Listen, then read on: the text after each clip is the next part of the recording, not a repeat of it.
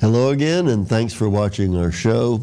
I'm Harry Greenberger, the host for this program, and as you may, those of you who have watched us before or know about our organization know that we really support all sorts of life stances, so long as the people involved in them do not prohibit others from living a life of a full life and a rewarding life. I'm looking at a current issue of a magazine called Free Inquiry, and on the cover it says "Rights, Gay and Otherwise." And this is the current issue, and there are several articles in here in which the gay rights are being justified and supported.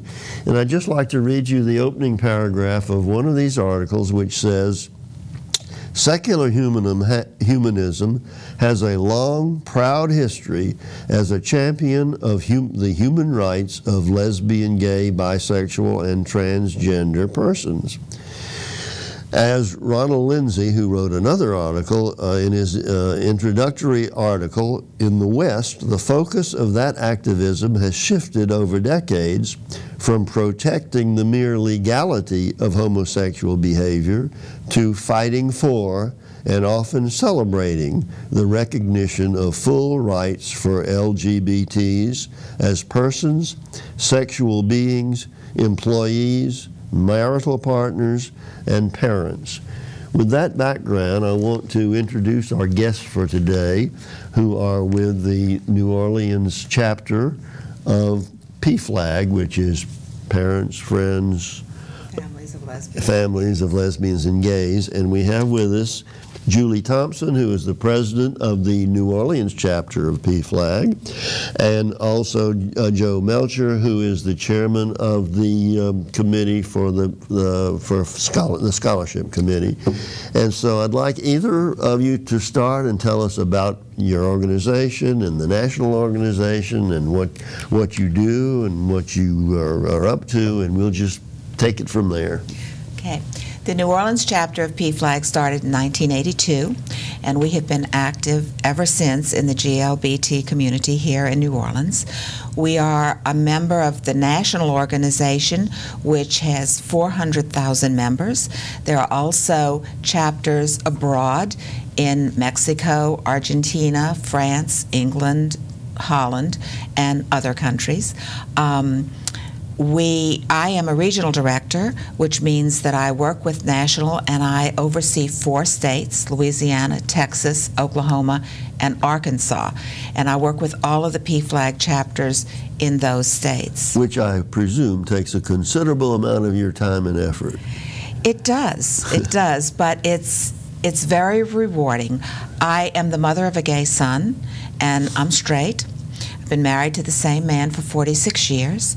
We love our son very much, and we have straight children also, but I learned early on that our straight children don't need their mom yelling for their rights like my gay son does. And so I've been active in the PFLAG New Orleans chapter since 1993, and working for his rights. I think he deserves them just as much as his straight brothers and sister do. Of course, and of course our organization agrees and supports that concept. Exactly, exactly.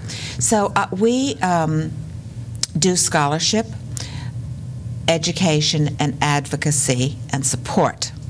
Okay, our support group meets every second Thursday of every month at Greater St. Matthew's United Church of Christ on Carrollton and Willow at 7:30, and everyone is invited to that meeting. And what do you do at such a meeting? Well, it's primarily a support group. Sometimes we have educational programs there.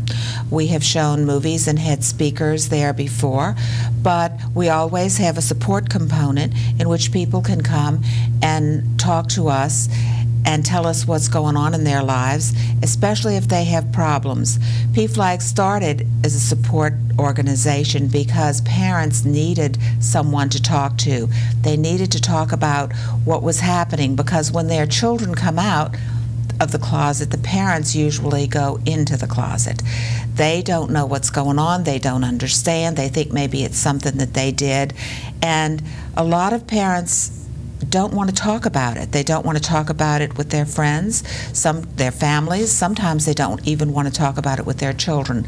But if they find other families and people who can talk to them about it, and our group consists of everyone. We have parents as well as gays, lesbians, bisexuals, and transgenders who come to our meetings so that they can hear all sides and they can tell us. If there is a family who suddenly becomes aware that they have a gay child, how do they know about PFLAG? We have a Facebook page.